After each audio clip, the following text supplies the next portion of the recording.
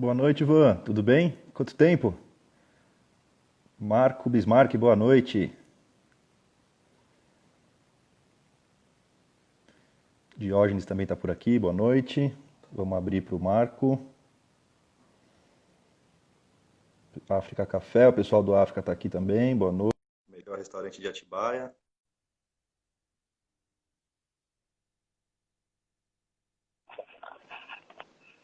E Grande aí, Marco Bismarck. tudo bem? Tudo bom e você? Tudo certo, tudo tranquilo. Antes da gente começar a bater papo, eu vou dar mais uns 30 segundos para o pessoal ir entrando. Claro, Aí a gente vai se aquecendo aqui. Feliz perfeito. Dia dos Pais. Pra você também é primeiro, hein? O primeiro, exato. Primeiro, esse é especial. Feliz Dia dos Pais. Demais. Eu ganhei uma cartinha dele, assinada com o pezinho e com a mãozinha. Ah, eu vi a foto. Demais, Você viu? demais, eu vi. Eu Legal. ganhei uma camiseta escrito sei lá, amigo, parceiro, não sei o quê, e pai da Isa e do Rick. Tipo Ah, da legal. personalizada. Muito legal. Bacana.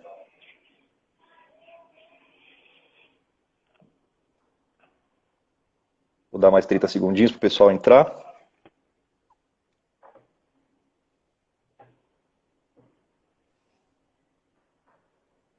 Como é que tá o tempo aí? Aqui deu uma esfriadinha hoje, agora É. Não, hoje até que é, fez calor aqui em São Paulo, viu? é, Agora, tá bom o tempo, não tá ruim tá não, tá tranquilo? calor, tá calor. Legal. Vamos começar a bater papo? Vamos lá.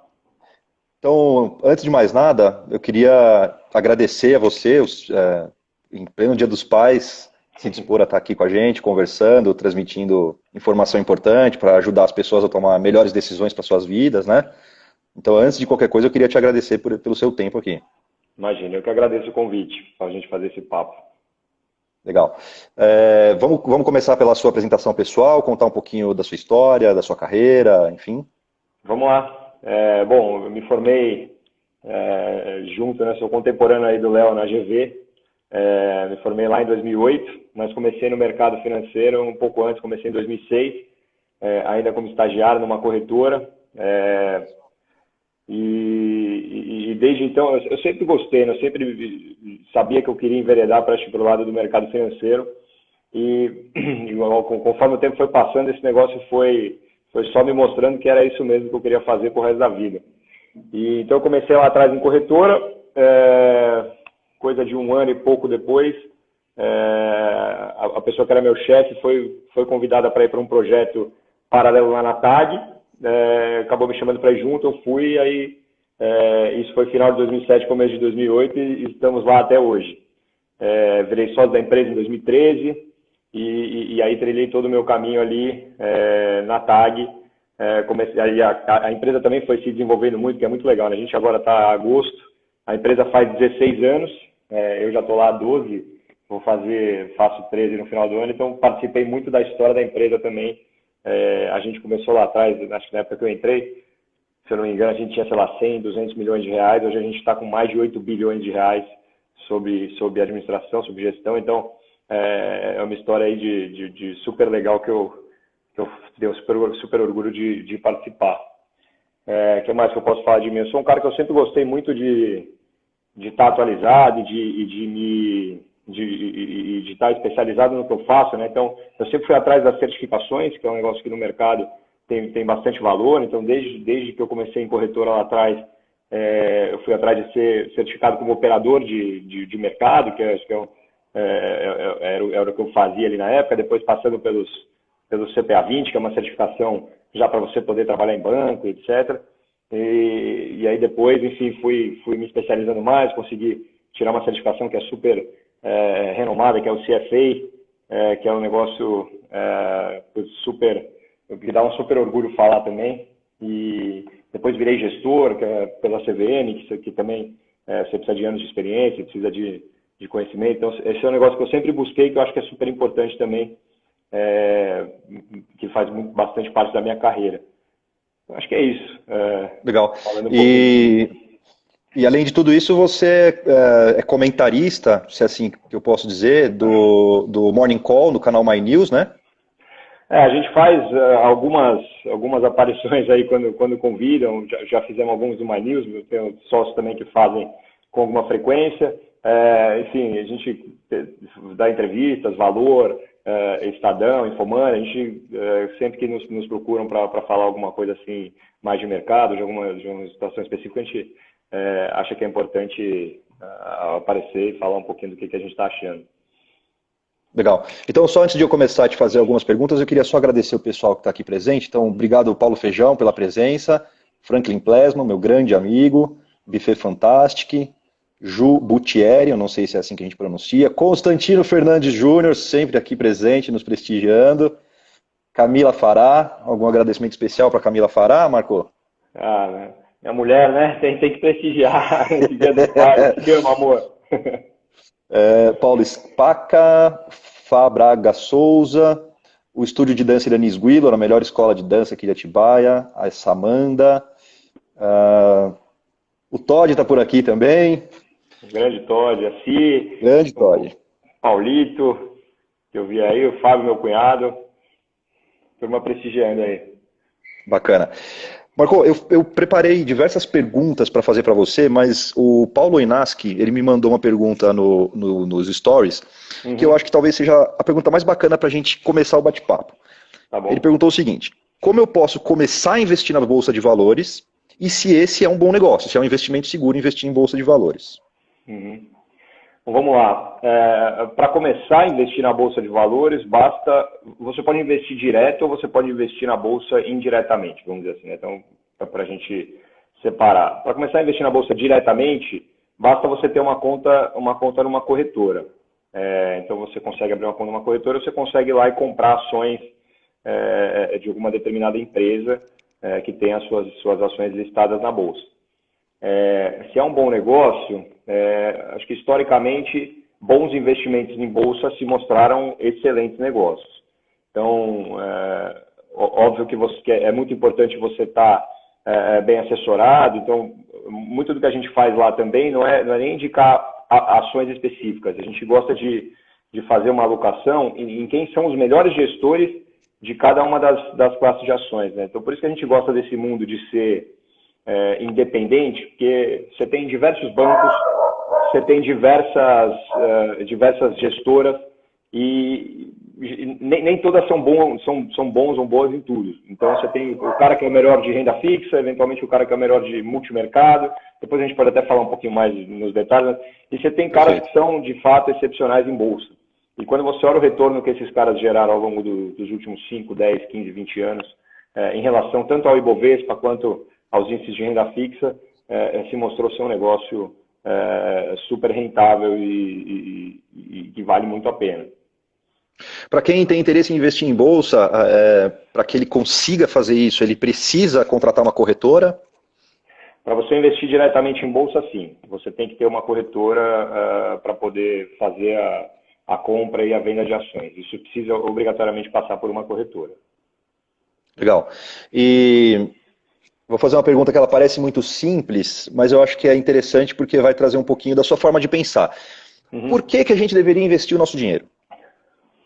É uma boa pergunta mesmo. Acho que eu separaria essa pergunta em duas partes. Primeiro, assim, acho que por que a gente poupa dinheiro, né? Porque acho que poupar é diferente de investir, mas as duas coisas estão super relacionadas. Então, por que a gente poupa dinheiro? Acho que a gente poupa dinheiro para alguns objetivos de vida que a gente tem, seja porque eu quero comprar um apartamento, seja porque eu quero comprar um carro, seja porque eu quero fazer uma viagem, ou seja porque eu quero me aposentar algum dia. Então, é por isso que a gente poupa dinheiro. Por que a gente investe? É porque a gente quer que esse dinheiro, a gente quer chegar lá mais rápido, né? Nos nossos objetivos, mais rápido, a gente quer que o nosso dinheiro renda mais para eventualmente um dia ele fazer o trabalho por você, né? Então, acho que é um pouco assim que eu penso.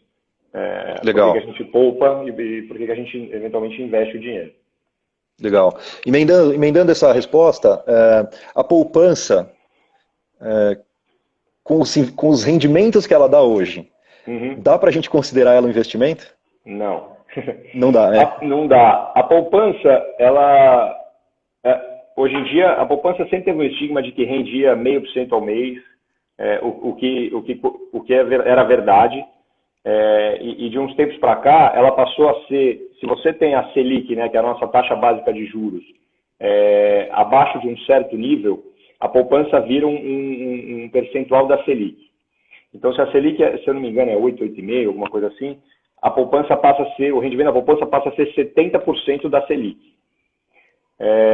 Hoje, né, a gente teve semana passada a decisão do Banco Central em trazer a Selic para 2% ao ano, o que significa que a poupança rende 1,4% ao ano, coisa de 0,10, 0,15 ao mês, ou seja, é muito pouco, né? E acho que esse é um dos grandes fatores que impulsionaram a gente estar ouvindo mais e conversando mais sobre investimentos, né? Porque a gente tinha no Brasil o que a gente chamava de uma jabuticaba, que era o CDI, que é a Selic, você tinha taxas muito altas. Não muito tempo atrás, a gente tinha 14% ao ano, taxas de quase 1% ao mês, mais que isso, com praticamente nenhum risco, porque o risco era governo, com liquidez. Então, assim, é uma coisa que não existe no mundo, né? Você tem que, eventualmente, correr algum tipo de risco para fazer o seu dinheiro render mais. Isso a gente não via aqui, agora a gente está começando a ver. Legal. Pessoal, quem quiser mandar perguntas e fazer comentários, sintam-se à vontade, tá? Eu estou o tempo inteiro aqui atento a isso e a participação de vocês também é super, super importante, super relevante. Ô Marco, se eu tenho pouco dinheiro, eu consigo investir? E se sim, como? Consegue. Essa é uma boa pergunta, né? Porque muita gente tem esse estigma de que, com pouco dinheiro não vale a pena investir. Acho que sempre é super válido você começar. E se você conseguir fazer investimentos, por menores que sejam, mas com consistência, né, todo mês eu conseguir colocar um pouquinho, acho que a beleza de investimentos de longo prazo e juros compostos é que esse dinheiro ele vai crescendo ao longo do tempo, né? Então, sim, você consegue. Aí vai depender um pouco do tipo de investimento que você quiser fazer, mas seja para comprar um título público, por exemplo, que acho que pode ser considerado aí uma porta de entrada para os investimentos, ou para comprar uma ação, ou para comprar fundos dos mais variados, você tem opções que você consegue investir a partir de R$100, R$500. Isso hoje já é bem disseminado, existe, você consegue sim investir com pouco dinheiro. Ou seja, investir hoje em dia não é coisa de rico. Não, definitivamente não. E acho que a gente viu aí, eu que acompanho toda essa trajetória da minha carreira e do mercado financeiro, que as coisas se confundem um pouco, acho que a gente evoluiu muito nessa questão de acesso, né, vamos dizer assim.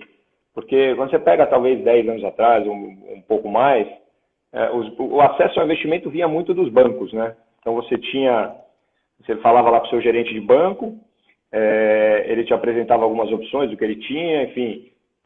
Acho que vários caras acho que são sérios e faziam um trabalho legal, mas não tinha muita opção, até porque o próprio banco limitava as opções que o gerente podia te mostrar. E aí, enfim, a gente veio com o mercado evoluindo e a gente hoje tem estruturas super abertas de plataforma. Acho que a XP foi a grande revolucionária nesse sentido, né? Foi a grande propulsora desse movimento. E hoje a gente tem até brigas entre corretoras para ver quem tem mais opções, quem tem mais serviço, quem tem menores custos. Então, isso para o consumidor final, para o investidor na ponta, isso melhorou demais. Então, acho que a gente hoje definitivamente não é uma coisa de rico, não. Legal. Depois eu vou voltar um pouquinho no caso XP. Você citou a XP agora há pouco, né? Depois eu vou voltar um pouquinho, porque como a XP está muito na mídia, é mais fácil da gente entender um pouquinho o que significa XP. Perfeito. Mas depois eu vou querer entender um pouquinho qual que é a diferença do trabalho que a TAG faz para o trabalho que a XP faz. Tá? Perfeito. Mas antes disso, o nosso amigo Felipe Poça mandou uma pergunta pelo meus stories também, que é o seguinte: com a queda na Selic, quais são as perspectivas para a renda fixa no Brasil? Essa é uma boa pergunta. Talvez seja interessante vocês, antes de responder, talvez explicar um pouquinho o que é a renda fixa. Perfeito. Essa é uma boa pergunta, porque a gente ouviu aí muitos comentários ou frases quando a renda fixa morreu, e a gente discorda disso frontalmente. Renda fixa são investimentos onde você tem uma taxa fixa atrelada a ela. O que não quer dizer que a renda fixa que ela não varie ao longo do tempo, né? Porque quando você contrata uma taxa fixa, vamos supor, vou dar um exemplo para ficar fácil aqui. Eu contrato uma renda de 10% por 5 anos, 10% ao ano por 5 anos. Se eu levar esse dinheiro nos próximos 5 anos e eu não tiver nenhum problema da minha contraparte, que está me dando esse crédito quebrar, eu vou receber lá na frente esses 10% ao longo desses 5 anos. Se eu precisar eventualmente do dinheiro no meio do caminho, aí vai depender de como que está a taxa no momento. Se essa taxa estiver menor, ou seja, se hoje aqueles meus 10% hoje estão sendo ofertados a 5%, quer dizer que a minha taxa é maior do que o mercado está ofertando, ou seja, então o meu título se valorizou. E o contrário também é verdadeiro. Então, se hoje o que eu fechei a 10% está sendo fechado a 20%, se eu quiser sair agora no meio do caminho, eu vou ter que sair, grosso modo, pela metade do valor. Então, eu acho que definitivamente a renda fixa é uma opção de investimento. Você, mesmo dentro da renda fixa, você tem diversos níveis de risco, né? Então, você tem desde a renda fixa básica, que é o Tesouro Selic, que vai te render basicamente o que é a taxa Selic, passando por taxas pré-fixadas, e aí, ainda falando de risco governo, né? Você tem as LTNs, as NTNFs, que são taxas pré-fixadas. Risco governo, quer dizer, se você levar esse negócio até a data de vencimento, você vai receber exatamente o que foi acordado. Se você quiser sair no meio do caminho, você vai ter que ver como que está a taxa para ver se você está ganhando ou perdendo dinheiro, vamos dizer assim, se você precisar do dinheiro imediato e não na data do vencimento. Aí você tem as NTNBs, que são taxas também, são títulos também do governo indexados à inflação, e aí você começa a ter títulos de crédito, que você começa pelos riscos bancários, então são os CDBs, as letras financeiras, passando por debêntures, que aí são geralmente atrelados a alguma empresa, e aí depois você tem outras estruturas até mais, vamos dizer assim, mais sofisticadas, que são títulos atrelados ao mercado imobiliário, atrelados ao mercado agro, então fundos de direitos creditórios, aí você tem um mundo muito grande. Acho que até o contrário, né? Acho que a gente vai ajudar o mercado de renda fixa no Brasil a se desenvolver e buscar coisas mais sofisticadas com a Selic tão baixa. Então, acho que talvez o CDI temporariamente esteja meio dormente. Acho que falar que morreu também é muito... eu não falarei isso não, porque nunca se sabe o que vai acontecer daqui para frente. Mas a renda fixa, definitivamente, acho que ela está cada vez mais forte com isso. O mercado, esse mercado de investimentos, né, no Brasil, de maneira ampla, estou perguntando, ele, na sua opinião, ele é um mercado hoje sofisticado em relação a outros países, ou ainda tem poeira tem chão para correr? Um pouco das duas coisas. A gente, acho que sim, é um mercado bem sofisticado. A gente tem uma indústria, tanto de mercado de capitais como de fundos de investimento, que é uma indústria super relevante no mundo. Mas ainda tem um bom caminho quando a gente olha, eventualmente, o estado da arte, vamos dizer assim, né, que é os Estados Unidos, o que você tem de instrumentos financeiros, de liquidez e de opções para fazer. Acho que a gente ainda tem um bom caminho, mas somos um país super relevante, acho que em termos de desenvolvimento de mercado de capitais. E essa diferença, ela tá mais relacionada à tecnologia e à criatividade, ou ela está mais relacionada à regulação, a leis? Não, acho que tem um pouco de ou talvez tudo. a quantidade de dinheiro circulando, talvez seja isso. Acho que é mais isso. É muito mais uma questão de liquidez e de necessidade do mercado precisar de certos instrumentos, de precisar de certos... e demandar, na verdade, né, certos instrumentos mesmo que fala. Porque, eventualmente, você quer fazer uma proteção com derivativos, que aí já é um negócio um pouco mais sofisticado. Aqui você tem muito pouca liquidez para fazer. Apesar de ter liquidez, você tem bem menos. Lá fora você consegue fazer várias coisas. Outros exemplos, o mercado de ETFs, que são basicamente fundos passivos, que vão replicar algum índice específico. Aqui ainda é um mercado super incipiente. Então você tem o ETF da Bolsa, você tem o BOVA11, tem o BOVV, tem alguns, que basicamente replicam o índice de Bolsa. Lá fora você tem uma infinidade de ETFs, que podem replicar setores específicos. Então, tem o ETF das ações de banco dos Estados Unidos, tem o ETF das ações de commodities da China. Então, você tem assim, um negócio que você tem muito mais, um leque muito maior de opções. Então, acho que a gente está no caminho certo. Já se desenvolveu bastante. O que eu vejo desde que eu estou no mercado é um negócio que de fato se desenvolveu bastante, mas quando a gente olha para o que tem lá fora, ainda tem um chão relevante para andar. Legal. A Carmo mandou uma pergunta aqui, vou tentar interpretar a pergunta dela para não ter que ficar lendo. Mas basicamente ela está perguntando o seguinte: agora na pandemia, é uma boa hora para a gente poupar? E aí eu emendo perguntando: existe hora certa para poupar? Vamos lá, acho que sim.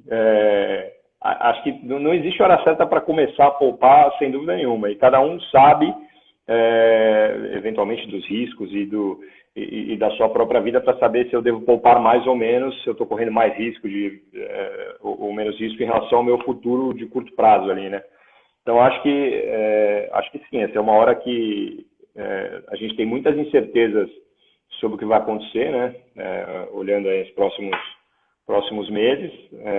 Então, é importante você estar mais seguro em relação a quanto você está poupando, né? Eu tenderia a dizer, e falar que eu estou fazendo isso, é poupar mais do que isso. Se você tinha que, eventualmente, você queria trocar de carro, você queria fazer... A viagem está difícil de conseguir fazer, mas você queria trocar de carro para um carro melhor, ou você queria fazer um gasto ali mais supérfluo, acho que esse é o momento de segurar um pouquinho para esperar ver como é que vai estar, eventualmente, seu emprego depois da pandemia, como é que vai estar o setor que você trabalha depois da pandemia. Acho que tudo isso tem que contar para você saber quanto poupar mais ou menos, né? Legal. Como é que a gente faz para a gente identificar o nosso perfil de investidor? Você tem alguns questionários. Sempre que você entra ou na sua corretora ou no seu banco, você vai responder um questionário de perfil de investidor, que ele vai te perguntar basicamente a sua idade, para entender o seu horizonte de investimento também. Vai perguntar o quanto você conhece do mercado financeiro, qual é o seu grau de conhecimento, quais são os ativos que você já investiu na sua vida, né, desde poupança até derivativos, ações, etc. Vai te perguntar o seu horizonte de investimento, vai te fazer algumas perguntas para tentar entender a sua sensibilidade a risco. Então, se você perder dinheiro numa determinada ação, você vai vender essa ação porque para você é inadmissível perder dinheiro, ou acha que ela ficou mais barata, então eu vou pôr mais dinheiro. Então ele tenta mapear com algumas perguntas se você é mais conservador, mais agressivo. Trabalhando com clientes na prática, eu acho que esse negócio ele responde parte da pergunta, na verdade. Então você só vai conhecer o seu verdadeiro perfil com a experiência, passando pelos momentos e vendo o que de fato você fez quando sua ação caiu 20%. Você quis vender, quis comprar mais. Então, acho que é um caminho que você vai construindo o seu perfil e se entendendo melhor também. É por isso que os relacionamentos que a gente tem na TAG com os clientes são relacionamentos super duradouros e de longo prazo, porque a gente, cada vez mais, a gente conhece o cliente conhece a gente, então essa relação ela é super importante, né? Legal. Deixa eu só dar uma boa noite para o pessoal que entrou aqui. Daniel Mascarenhas, boa noite.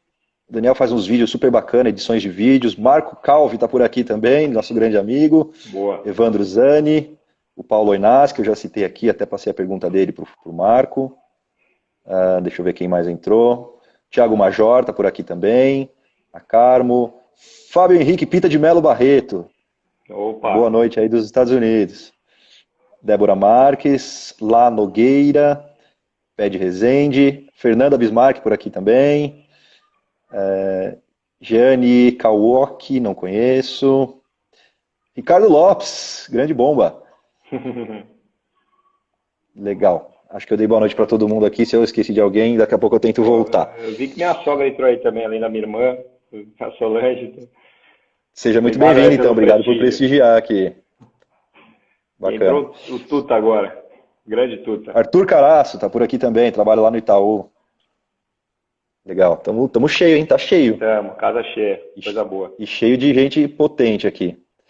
Vou até aproveitar e fazer uma outra pergunta do Paulo Oinas, que ele já tinha mandado uma pelos stories, mas está mandando outra agora aqui no chat. Ele está dizendo o seguinte: qual é o melhor caminho a se seguir para se investir, levando em consideração o cenário atual? Acho que tem uma mistura de tudo que você falou até agora aqui, né? Sim. Essa é uma boa pergunta.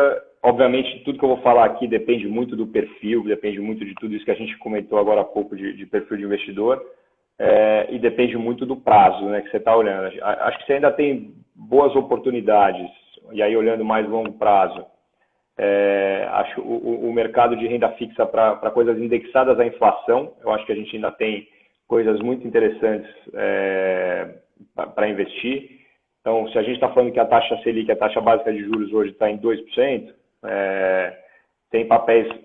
Você começa com os papéis do governo, que são as NTNBs mais longas, pagando inflação mais 3,5%, 3,70%, o que já é um belo acréscimo em relação ao que a taxa Selic está pagando hoje.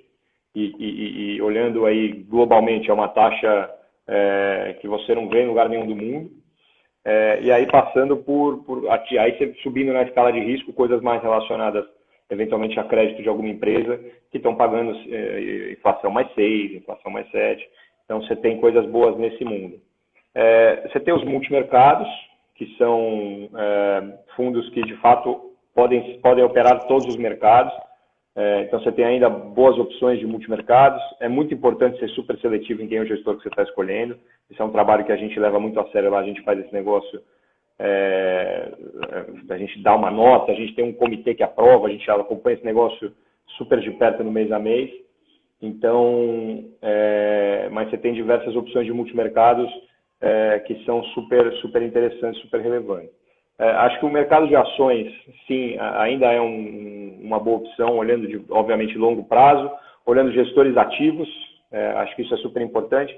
Acho que comprar um Ibovespa, comprar um índice, pode ser meio complexo no momento, porque acho que a gente está passando, de novo, né, estamos passando por uma pandemia, que acho que lá na frente a gente vai ter países, setores e empresas vencedores, que vão sair mais fortes desse negócio, que vão conseguir se aproveitar eventualmente de tecnologia, e do que vai ser o mercado no futuro, e você vai ter setores e empresas que vão sair perdendo. Então, é importante você ter um gestor ativo que está olhando para todas essas coisas.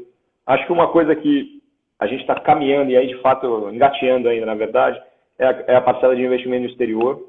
Hoje você já tem boas opções para olhar para outros mercados fora do Brasil, então você consegue investir em fundos de bolsa americana, de renda fixa americana ou global, também não precisando de muito dinheiro, que antes de fato isso não era verdade. Para você ter dinheiro lá fora, você precisava ter uma certa alta renda, vamos dizer assim.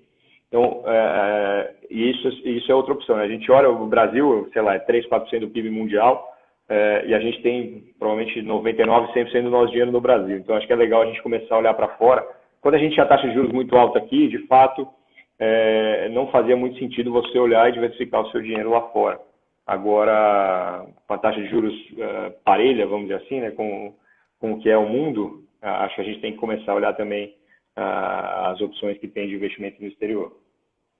Na sua opinião, esse patamar de taxa de juros, é claro que não necessariamente os 2% vão ficar, né, mas esse patamar de taxa Selic, na sua opinião, ele é sustentável no médio prazo? Esse patamar de 2%, acho que não. Eu acho que a gente vai ter taxas estruturalmente mais baixas. Não sei se vai ser 4%, se vai ser 5%, 6% ao ano, se vai ser 3%, enfim. Mas acho que a gente não vejo a gente voltando a taxas acima de 10%, 15%, como a gente viu no passado. Então, acho que até como pelo jeito que o mundo está, né? Então, liquidez abundante, diversos pacotes de estímulo ao redor do mundo, taxas negativas, se você olha em termos de juro real lá fora, né? A diferença da taxa para a inflação. Então, acho que vai demorar para a gente ver. Acho que a gente não vejo perspectiva da gente voltar a ter taxas super altas lá fora, não. Aqui também não. Legal. Só fazer na verdade, é um pouco de pergunta e um pouco de observação que a Fernanda Bismarck fez, que ela fala o seguinte: o perfil do investidor também tende a variar conforme a quantidade de dinheiro que ele tem disponível para isso, né? Porque ela até comenta, olha, se a pessoa tem mais dinheiro, ela pode estar mais disposta a correr risco, né? Essa é uma boa pergunta. Isso costuma fazer parte também dos questionários. Acho que um ponto que você tem que levar em consideração é o quanto da sua renda você pode poupar, de fato, né? Você consegue poupar. E e o quanto você vai precisar, pode vir a precisar desse dinheiro em prazos mais curtos, né? Então, a gente tem uma máxima aí que a gente fala que é a tal da reserva de emergência, você tem aí, sei lá, 3, 6 meses a um ano dos seus custos em coisas com baixo risco e com alta liquidez, para caso você passe por uma emergência de fato, você consiga ter acesso a esse dinheiro rápido, né? E sem estar correndo, e sem estar com ele correndo risco. Então, acho que sim, né? A resposta fria acho que é sim, porque você talvez precise de um pouco mais de reserva de emergência, então, naturalmente, essa parcela do seu investimento vai ser maior e ela é mais conservadora. Então, tenderia a dizer que sim. Legal. A Débora Marques está fazendo uma pergunta, ela pergunta o seguinte, com a redução dos juros, imagino que ela esteja se referindo à Selic, né? É bom tirar o dinheiro da poupança? Me parece que, na verdade, a lógica seria inversa, certo? Acho que com juros baixos ou com juros altos, é sempre bom tirar o dinheiro da poupança. Você tem opções com risco também do governo, que são os títulos públicos, né, Tesouro Direto, onde você tem taxas que vão ser acima da poupança com o mesmo risco, basicamente, né, com o mesmo risco do governo. Então, por mais que você não queira correr risco nenhum com o seu dinheiro, vai para um Tesouro Selic, que é o primeiro passo ali que vai render CDI. Né, que vai pelo menos no 100% da Selic e não em 70%, como faria a poupança. A poupança tem a questão de imposto nesse. Ah, tá. Né, a poupança ela é 70% da Selic, não tem imposto. O imposto, se você leva mais de 2 anos, ele cai para 15%. Então, você tem uma diferença aí que não é 100 para 70, mas ela é relevante. Então, acho que o dinheiro na poupança não é investimento. Então, pelo menos no primeiro nível ali de Tesouro Selic, é o que faz sentido você ter, se você não quer correr nenhum tipo de risco e nenhum tipo de variação no seu dinheiro. Legal. Guilherme Acurso, muito boa noite. Ricardo Leonelli também está aqui prestigiando a gente. Marco, eu tinha separado a seguinte pergunta, mas eu acho que eu vou emendar ela com a questão da XP. Então, a minha pergunta é a seguinte, tendo em vista os custos, vale a pena investir com pouco dinheiro? Mas aí eu acho que a gente tem que tentar separar um pouquinho as coisas. Vamos lá. Qual que é a diferença do trabalho que a TAG faz para o trabalho que a XP faz? E, de novo, eu estou trazendo a XP só porque ela está mais na mídia. A gente sabe que existem outras empresas que têm o mesmo tipo de serviço, né? Mas só para a gente poder tentar identificar um pouquinho perfis de serviços prestados, né?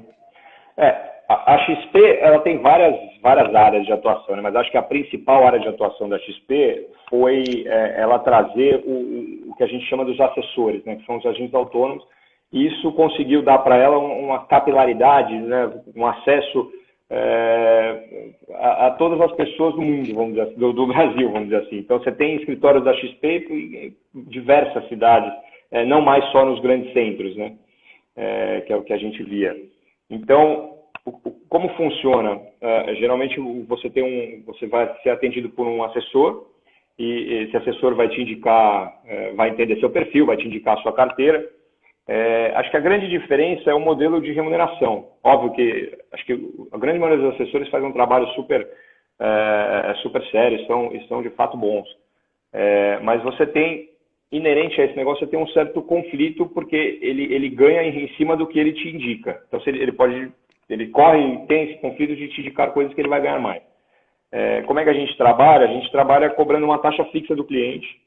E todos esses benefícios que são chamados... Marco, acho que só é importante pontuar que quando você fala que ele vai te indicar para coisas que você pode ganhar mais, isso também está embutido correr um risco maior, né? Não necessariamente, mas às vezes sim. Geralmente coisas com mais risco têm custos maiores, principalmente custos de taxa de administração e taxa de performance.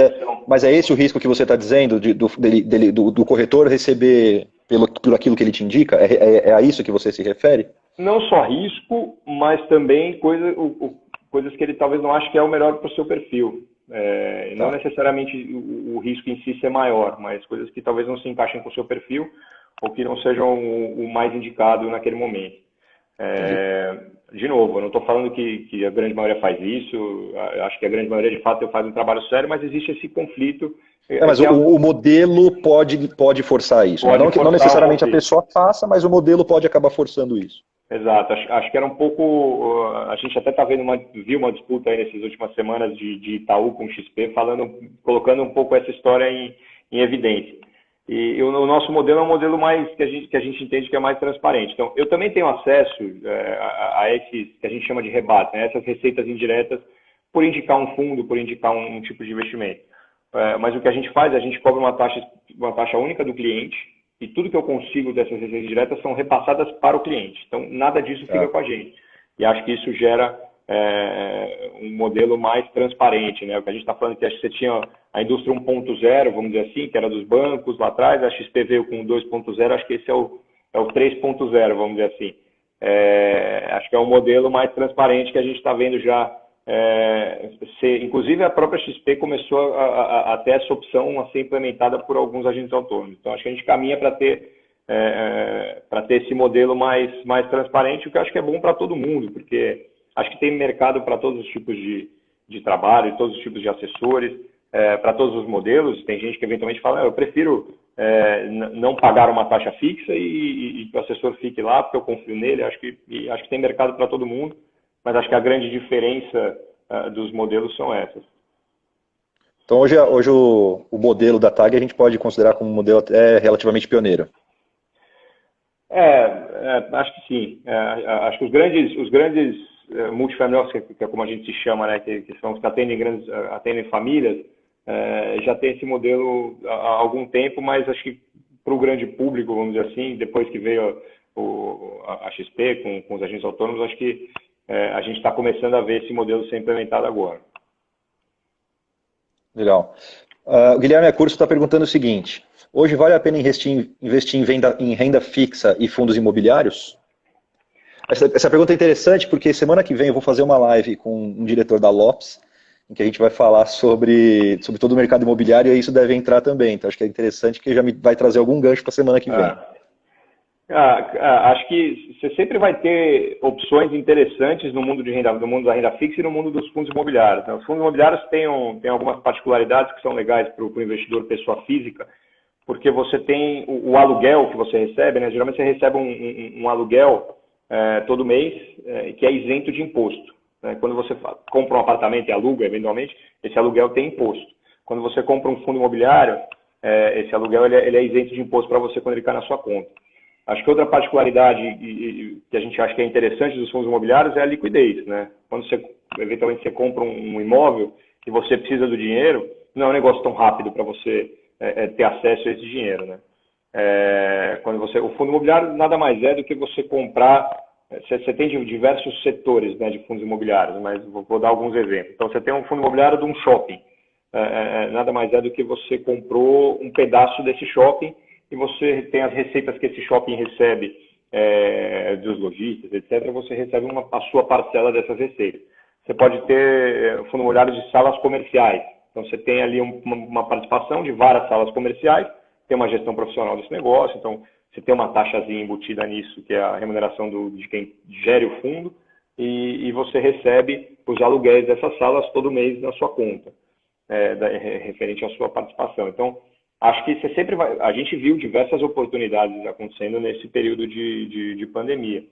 Então, fundos imobiliários em lugares, quando você olha os imóveis que estão lá dentro, né, lugares super nobres, de São Paulo, do Rio, negociando a metro quadrado muito abaixo do que a gente vê de fato sendo negociado. Então, acho que em fundo imobiliário são essas as oportunidades que surgem, né? Então, acho que sim, acho que você tem boas oportunidades em todos os mercados, mas é muito importante ser seletivo com o que você está escolhendo. Legal. E talvez até pensar na região também, né? Deve ter alguma movimentação agora de regiões onde as pessoas vão comprar e alugar mais imóveis, né? Por conta da pandemia, o trabalho em casa, enfim. Pois é, como vai ser, né? Acho que home office, se vai ser todo mundo home office, acho que não. Acho que você vai ter uma coisa no meio do caminho, talvez um rodízio. Mas no final do dia, talvez as pessoas tenham que sentar mais afastadas dentro das empresas. Então, hoje em dia, a gente tem as pessoas mais perto. Qual que é a conta final desse negócio? Acho que ninguém sabe ainda. Então, a gente pode ter, sim, movimentos de eventualmente valorização, desvalorização de algumas regiões. Por isso que é bom estar super atento ao que está acontecendo, mas podem ser geradas oportunidades também. Legal. Vamos lá. Hoje, qual que é o... Tudo bem que vai estar sempre atrelado a risco, mas hoje qual que é o investimento que mais rende? Essa pergunta muda, essa resposta na verdade muda todo ano, muda todo mês. Se você olhar o que mais rendeu, pensando lá os investimentos mais tradicionais, né? Se você pensar eventualmente o que mais rendeu em 2019, acho que foi a Bolsa no Brasil, salvo, óbvio, ações individuais, eu não vou contabilizar, mas se você pegar esse ano, talvez o ouro e o dólar foram investimentos que mais renderam no ano corrente até agora. Contrapartida, você pega algumas ações que, por exemplo, a Magazine Luiza da vida, ações atreladas à tecnologia e às empresas que são percebidas como as que se saíram bem da pandemia, vamos dizer assim, tiveram ações que se multiplicaram de valor. Então, essa é uma pergunta que ela não tem uma resposta única. Acho que é muito importante você, mesmo por mais agressivo que você seja, você ter, de fato, uma carteira diversificada, não ter tudo apontando para o mesmo lado. Então, é importante você ter um pouco de ações, eventualmente um pouco de fundo imobiliário, um pouco de multimercado, que são os caras que vão operar e vão gerir os investimentos de acordo com o que eles estão vendo de cenário, e podem ganhar dinheiro com a bolsa subindo, com a bolsa caindo. Eventualmente, ter uma parcelinha em dólar, ter um pouco de renda fixa. Então, acho que uma carteira diversificada, e isso a pandemia mostrou muito para a gente, né? A gente viu que no mês de março a gente teve uma queda super aguda da bolsa. A bolsa chegou a cair quase 50%. Se você tinha boa parte dos seus investimentos ali você sofreu isso 100% na vez. Ao passo que se você tinha um pouco de ouro, um pouco de dólar, um pouco de multimercado que se defendeu, um pouco de renda fixa que se defendeu, a sua carteira passou muito melhor por isso e você conseguiu ter um pouco mais de tranquilidade para pensar eventualmente em comprar a bolsa naquele momento que ficou super oportuno, ou para aumentar o risco em algumas das outras classes. Então, acho que essa resposta nunca vai ter essa pergunta nunca vai ter uma resposta única, e acho que quando você montar a sua carteira é sempre importante você estar exposto a diversos fatores de risco, não um só. Independentemente do seu perfil, né? E aí você vai balanceando Independente do conforme... seu perfil. Aí você balanceia. Então, se eu sou mais conservador, eu vou ter um percentual pequeno de ações, um percentual menor de multimercado, enfim. Você vai ter uma carteira diversificada com menos risco. Mas acho que a diversificação é super importante. Legal. O Paulo fez uma pergunta que, na verdade, eu vou adaptar ela. Ele fala o seguinte, que a gente tem mais de 60 milhões de pessoas inadimplentes, ou seja, com que a gente chama de nome sujo, né, com nomes registrados nos serviços de proteção ao crédito. E aí ele pergunta, por qual motivo você acha que a sociedade chegou a esse ponto? Acho que não é muito o mote do nosso bate-papo, mas eu adaptaria para o seguinte, de que forma que isso impacta o mercado de investimentos? Acho que impacta no sentido de que a gente tem menos pessoas participando dele, né? Participando de conseguindo de poupar e investir o seu dinheiro. A gente tinha, é engraçado, quando eu entrei na corretora lá atrás, em 2006, se eu não me engano, a gente tinha 500 mil CPFs na bolsa. E se falava que foi a época que a gente virou investment grade, ali 2007, logo antes da crise de 2008, e se falava, não, vamos chegar a 5 milhões de CPFs em um ano, e, putz, o tempo passou, a gente deve ter fechado, aqui eu tô chutando mais ordem de grandeza, tá? A gente deve ter fechado 2017, 2018 com 1 milhão e pouco de CPF. Agora que a gente está vendo um crescimento de fato acelerado, então acho que a gente já chegou em 3 milhões em coisa de 2 anos, e acho que e o volume de fato aumentou, né? A gente naquela época a Bolsa negociava 7, 8, 9, 10 bilhões por dia, hoje ela já negocia acima de 20 com folga. Então a gente está tendo o ingresso de poucas pessoas, ainda tem muita gente para entrar, né, nesse negócio. Então você pega o quanto você tem em relação ao tamanho do Brasil, o número de pessoas, a gente ainda tem um caminho muito longo para as pessoas terem acesso e estarem participando disso. Mas, na sua opinião, as pessoas estão demorando para começar a participar por uma questão cultural ou por uma questão de perfil de renda mesmo? Acho que o perfil de renda impacta muito, né? É o que você comentou. Você tem 60 milhões de pessoas que estão devendo dinheiro. Acho que primeiro você precisa resolver isso antes de começar a investir o dinheiro, porque ainda mais quando você pega os juros abusivos que existem por aí, os juros são altos, né? Quando você tem dívidas, sei lá, cartão de crédito, que é uma dívida recorrente que a gente vê as pessoas tendo, não tem investimento que vai te pagar o juro que está sendo cobrado no cartão de crédito. Então, primeiro resolve o cartão de crédito para depois começar a investir e buscar uma renda melhor para o seu dinheiro. Legal. Recentemente eu vi algumas matérias dizendo o seguinte, que a Bolsa de Valores, o mercado de investimentos, tem algum descolamento do que eles chamam de economia real.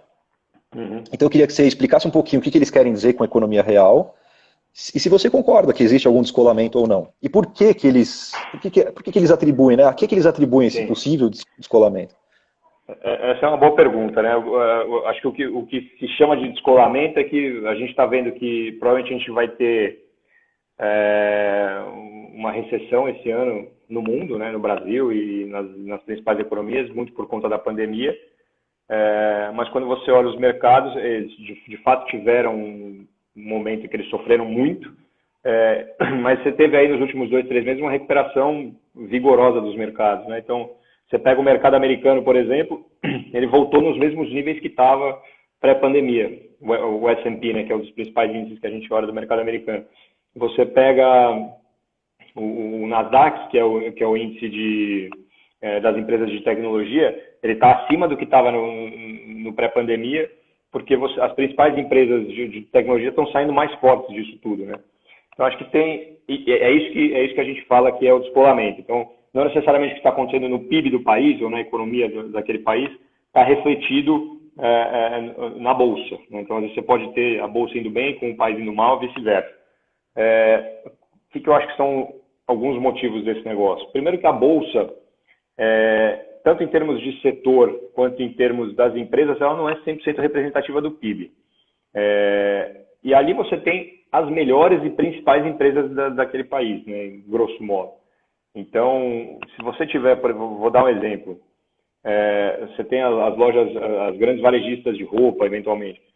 Provavelmente, com a pandemia, a gente teve diversas, centenas, milhares de lojas pequenas que tiveram que fechar, porque não tinham fluxo de caixa e não iam conseguir aguentar, não conseguiram aguentar 4, 5 meses fechados. Ao passo que você tem as grandes marcas, elas vão provavelmente sair mais fortes, porque vão consolidar o mercado, ou porque elas tinham fôlego para fazer online, e estão vendendo mais online do que vendiam antes. Então, você tem uma diferenciação muito grande aí do que é a economia de fato real e do que a Bolsa representa. Quando você pega, por exemplo, o índice Bovespa, eu diria que quase metade dele são empresas do setor financeiro, são os grandes bancos. Você tem um pouco de consumo, que é a Ambev, que tem um peso grande no índice, e commodities, Petrobras, Vale. Acho que isso não é representativo da economia brasileira, né? Então, você tem grandes diferenças já partindo da composição do índice em relação ao que é a composição do nosso PIB. E acho que tem todos esses pontos que eu comentei, de que ali estão as maiores e melhores, eventualmente, empresas do país, que vão sair consolidando, eventualmente, os mercados que elas atuam. Então, essa relação ela não é direta mesmo. Legal. Deixa eu só dar uma boa noite para quem entrou depois aqui. Então, a gente tem Dé Salles, acho que o Eugênio eu já comentei que entrou aqui.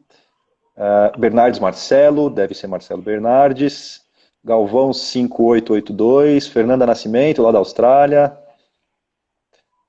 Marcê Rezende. Marcê Rezende, não conheço, mas ele manda Marcelo assim. Rezende. Marcelo Rezende. Marcelo Rezende. Então, deixa eu ler a pergunta, não sei se é uma pergunta ou observação. Vamos escolher direto de Portugal. Legal, bacana. Bem-vindo, Marcelo, obrigado por prestigiar aqui. A democratização do mercado de investimentos traz com ela um aumento significativo de agentes autônomos e assessores de investimentos. É um pouquinho do que a gente estava falando sobre a XP, né? Isso. Existe aí um risco quanto à capacidade desses profissionais? Olha, acho que...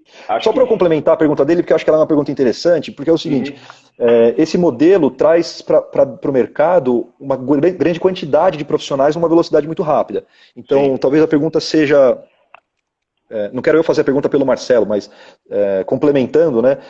Como treinar essas pessoas de forma adequada nessa velocidade? Sim. Não, acho que é um ponto super relevante, né? A qualificação que muito vem com estudo, muito vem com conhecimento, muito vem com experiência também, né? Então, Acho que você tem diversos casos aí de gerentes de banco que estão virando assessores e estão fazendo um serviço excelente, mas acho que você tem sim uma questão de qualificação desses profissionais que não pode ser desprezada. Então, tem gente que está aí, que fez uma mudança de carreira, que eventualmente fazia outra coisa relacionada a outro mercado e está fazendo isso há 1, 2 anos. Obviamente, não estou questionando competência nem nada, mas você tem sim uma curva de aprendizado que é natural de qualquer mercado, e o mercado financeiro acho que não é diferente. Então, acho que isso tem sim um risco tem um risco embutido nisso. Acho que você tem alguns mitigadores desse risco. Hoje em dia, o acesso à informação ele é muito mais fácil, né? Você tem, mesmo dentro das corretoras que tem esses assessores, você tem a parte mais de inteligência de mercado, das indicações. Então, isso ajuda, mas sem dúvida nenhuma é uma questão que a gente tem que estar ligado, né? Quem que é o seu assessor, você confia nele, você acha que ele faz um bom trabalho, você acha que ele conhece do mercado, o quanto ele conhece, qual é a experiência. Acho que isso tudo tem que ser levado em consideração quando você vai escolher um assessor, né? Legal. Para a pessoa que faz investimentos, se ela confiar os investimentos dela a um banco ou uma corretora, seja quem for, se eventualmente esse banco ou corretora quebrarem, como é que essa pessoa sabe que ela está segura ou não? Boa pergunta. Depende muito do tipo de investimento. Então, se você está investido numa ação ou num fundo ou num ativo do Tesouro Direto, né, numa renda fixa, por via, né, por dentro de um banco, por dentro de uma corretora, esse investimento é seu. Então, eventualmente, se a corretora quebrar, você não perdeu o seu investimento. Se o banco quebrar, você não perdeu o seu investimento. O investimento é seu. Isso de fato tem algumas confusões, né, que a gente vê. Você achar que se a corretora quebrar, eu perdi meu dinheiro. Não. O que existe por exemplo, se eu tenho um título do banco, né, um CDB, uma letra financeira, aí eu estou correndo risco, de fato, de contraparte daquele banco. Então, se esse banco quebrar, eu posso perder o meu dinheiro. Por que isso é mais protegido hoje no Brasil? A gente tem um negócio que chama FGC, que é o Fundo Garantidor de Crédito.